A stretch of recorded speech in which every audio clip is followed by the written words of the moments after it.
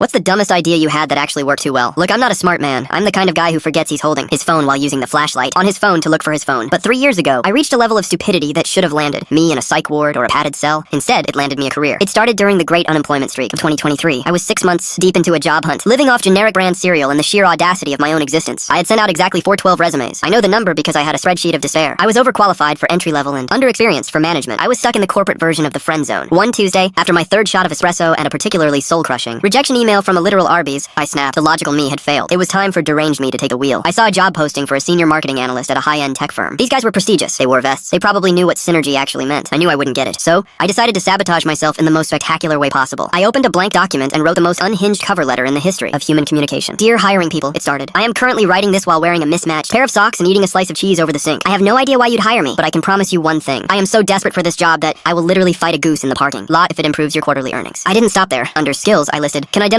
14 different brands of bottled water by taste, and expert at pretending to understand. Excel macros while crying internally. I was laughing so hard I had tears in my eyes. It was a suicide mission. A digital middle finger to the system. Hey Dave, I muttered to my reflection in the dark laptop screen. Let's see how fast they blacklist us. I hit send. I went to bed feeling a weird sense of peace. I had finally accepted that I was a failure, and I had done it with style. The next morning my phone buzzed at 9 p.m. It was a blocked number. Is this David? A voice asked. It sounded like a man who hadn't smiled since the late 90s. Yeah, this is David, I said, bracing for the restraining order. I'm Mark, the head of strategy. I read your cover letter twice. Once to myself, and once to the entire board of directors during our morning briefing. I felt my soul leave my body. Oh god, look, I can explain. I've never seen the CEO laugh so hard he choked on his kale smoothie, Mark interrupted. He wants you in for an interview today. Bring the cheese. I showed up in my only suit, which smelled faintly of mothballs and regret. I walked into a glass-walled conference room. 5 people in tailored suits were staring at me. No one was smiling. The CEO, a guy who looked like he owned a private island and several congressmen, leaned forward. David, he said, his voice like gravel. The goose thing. Is that a metaphor for aggressive market acquisition? Or do you actually have a problem with waterfowl? I looked him dead in the eye. My brain was screaming abort, but my mouth was already moving. Sir, have you ever looked into the eyes of a Canadian goose? There is no soul there. Only malice. If your competitors are the geese, I'm the guy who's willing to get bit to get the job done. The room stayed silent for 10 seconds. I was sweating through my shirt. I was ready for security to escort me out. Then the CEO slammed his hand on the table. Finally, he roared. Someone who isn't a corporate drone. Everyone else comes in here reciting LinkedIn buzzwords like they're in a cult. You're the only one who admitted you're just a guy trying to survive. They didn't ask me about my GPA. They didn't ask about my 5-year plan. They asked me how I'd market a product to people who hate being marketed to. I told them the truth. Stop lying to them. Tell them the product is okay, but the feeling of buying it is what they're actually addicted to. I walked out with a job offer that paid more than my dad made in his 50s. The twist? I've been there for 3 years now. I'm the VP of creative strategy. Every time we hire someone new, they try to impress me with their polished resumes and their proactive mindsets. I just look at them and wonder if they've ever eaten cheese over a sink. The dumbest idea I ever had, being brutally, embarrassingly honest, turned out to be the only thing that worked. The corporate world is so full of fake, plastic people that being a hot mess is actually a competitive advantage. I still haven't fought a goose though. I'm saving that for my performance review.